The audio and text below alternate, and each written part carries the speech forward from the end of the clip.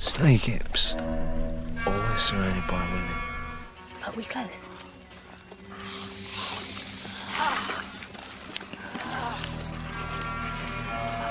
We're pretty close. An ice cream-themed trilogy of genre love letters, a video game-tinged comic adaptation, a getaway driver's one last fast job, a show about flatmates lying about being a couple to overcome the London housing market. Edgar Wright's flair for attention to detail runs through them all. His movies are infinitely rewatchable in part because there are so many minor yet significant touches in the dialogue or the frame, you just can't clock them all in your first go-around. Which brings us to another of Wright's strengths, foreshadowing. Wright excels at planting signposts as to where his stories are heading, rewarding the attention of his audience and encouraging repeat viewings of his work.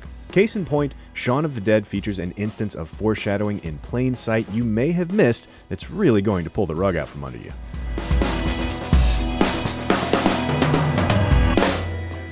Now, when you think Shaun of the Dead and foreshadowing, there's a well-loved moment we have to mention first, because it's not the sneakiest example in the movie. If you've seen Shaun of the Dead enough times, you may be familiar with this scene, where Ed consoles a recently dumped Shaun. You know what we should do tomorrow?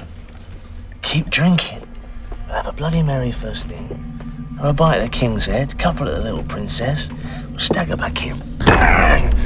Back at the bar for Shaun's. How's that for a slice of fried gold? It's one of Shaun of the Dead's most well-known Easter eggs, with Wright and co-writer Simon Pegg nodding to some of the major events of the day to follow. Play it again, Ed. We'll have a Bloody Mary first thing, or a bite of the King's Head, couple of the Little Princess. We'll stagger back in. Back at the bar for Shaun's. How's that for a slice of fried gold? The World's End features another boozy vision of the future as Gary's recollection of his attempt to finish Newton Haven's Golden Mile mirror the night he'll go on to have with his childhood friends. Although, as always, things are a lot different when you go home as an adult. He's a blank. She's a blank. Those two people are definitely blanks. Wright loves to plant information in dialogue and pay it off later. Everybody and their mums is packing round there. Like who? Farmers? Who else? Farmers' mums. But that's not the only place you have to be on the lookout for foreshadowing in his movies, because everything in the frame is fair game. In fact, production design is where some of his most devious foreshadows lurk.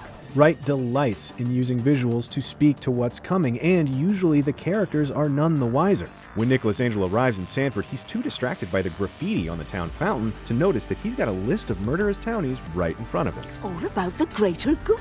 The greater good. How can this be for the greater good? The greater good. Baby doesn't realize that his showdown with Buddy has been written in the stars since a bullfight on TV earlier on in the movie. He's had his tries from horseback.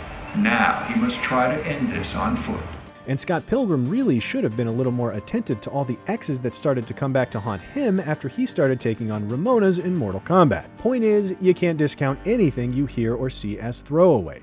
We've established how Wright loves to test his viewers' attention, so would it shock you to find out Ed's to-do list for the day of the zombie apocalypse only wins second prize for sneakiest piece of foreshadowing in Shaun of the Dead? To understand why, let's look at the fiery finale at the Winchester.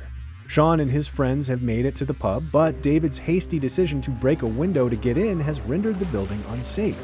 That and the zombies. And later, zombies do what zombies do. They get in. The chaos that ensues gets a little confusing, so make sure to pay attention to this handy little overhead map in the corner. What starts as a trickle ends as a flood after David selfishly tries to escape.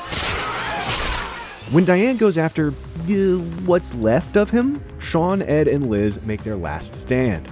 The zombies quickly outmatch the three, and Ed is bitten by he and Shaun's roommate, Pete.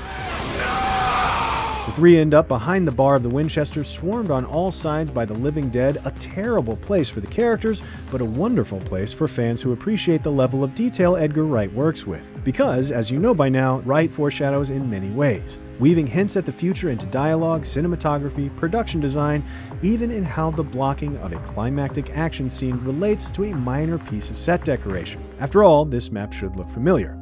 Yep, the fateful showdown at the Winchester was right under our noses, and Shaun's feet from the start.